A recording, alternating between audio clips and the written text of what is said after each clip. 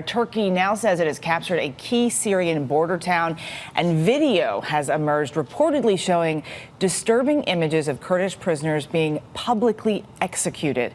ABC's Ian Pannell is reporting for us from the Syrian-Turkish border.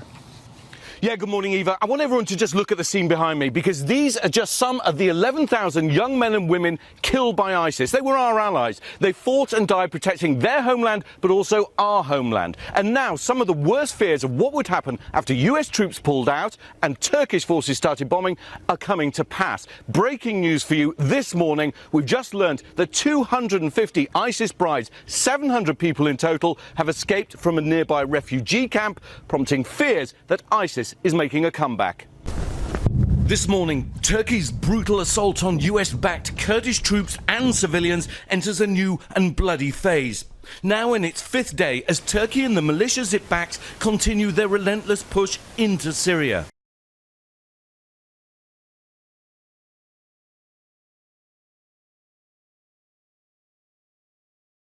This feels like a big shift because Iran initially said that the missiles came from Saudi Arabia, which would point to a very deep escalation between the two countries.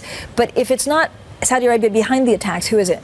Very hard to say, and I have to say it's been very, very confusing this morning. So Iran, or at least the Iranian tanker company, came out earlier, and as you said, they said we've been hit by missiles. Those missiles probably came from Saudi Arabia, and they walked that back pretty dramatically within an hour or so when it seemed that no one else was following that theme. So the oil market's come off a little bit, but nonetheless, you know, you have to think about the context here. We had lots of attacks on Saudi oil infrastructure and on tankers off the Emirati coast. So it's within that theme of an escalation of attacks on oil infrastructure and oil shipping that has that premium in the price. And as you mentioned earlier, now has that geopolitical premium evaporated? I would argue no, because if you look at the demand picture for oil, you know, we probably should be substantially lower than where we are on the oil price.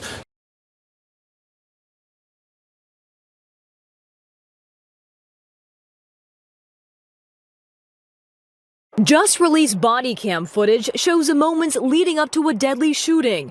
A Fort Worth police officer is seen walking around the outside of a home, shining a flashlight on the walls and windows for closer inspection. He stops, points his flashlight at a window, and draws his gun. Put your hands up! Show me your hands! Fort Worth police issued a statement saying the officer perceived a threat, drew his weapon, and fired one shot, striking 28-year-old Tatiana Jefferson. Police say they entered to provide first aid and also found a firearm in the home. Jefferson died at the scene.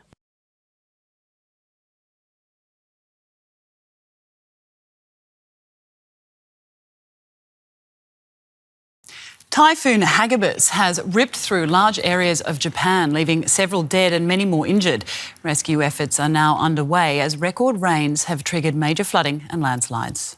The rain that battered Japan through the longest of nights has finally stopped falling, but the water still rages across large parts of the country.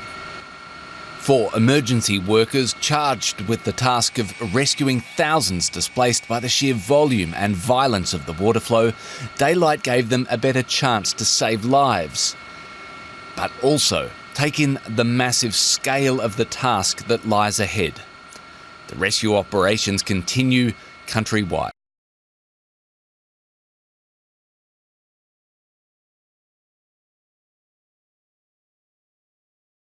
This morning, a New Hampshire church community is reeling after a gunman walked in during a wedding and opened fire, injuring 3, including the bishop and the bride.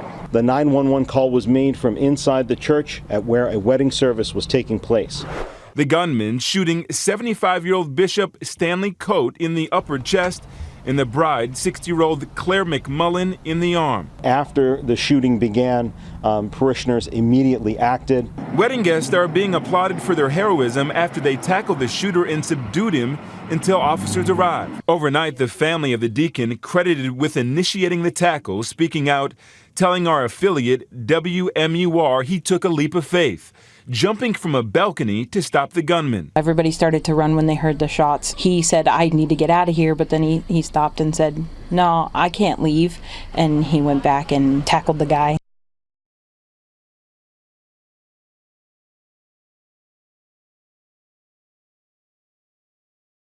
Firefighters in Southern California are working tirelessly around the clock to contain several fast-moving wildfires. In Riverside County, 2 people have died in the Sandalwood fire, which is still burning, and the Saddle Ridge fire, which broke out Thursday night, has destroyed 31 homes and burned more than 7,500 acres. Evacuation orders are slowly being lifted, but as of Friday night, more than 100,000 people in the Los Angeles area were forced to leave their homes.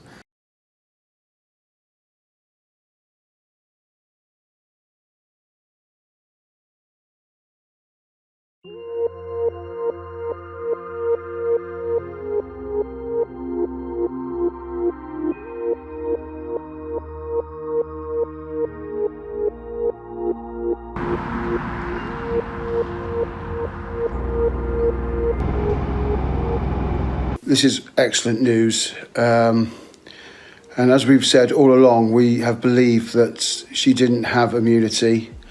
We always believe that it was just incorrect. And this means so much. It means so much to us.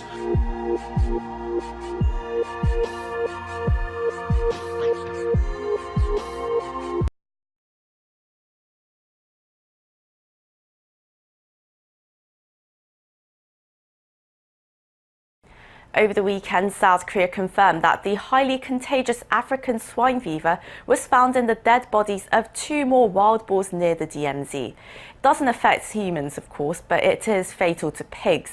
And since last month, the outbreak has prompted South Korea to put down tens of thousands of pigs at farms.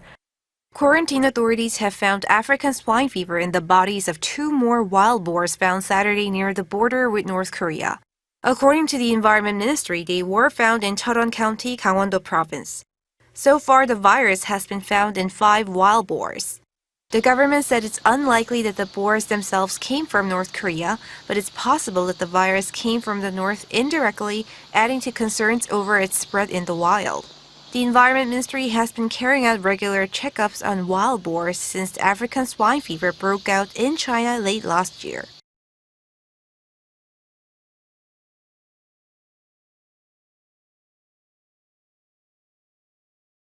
Let's get back to some breaking news we've been following out of New Orleans. A partial hotel collapse that has already killed 1 person. We have 3 others missing.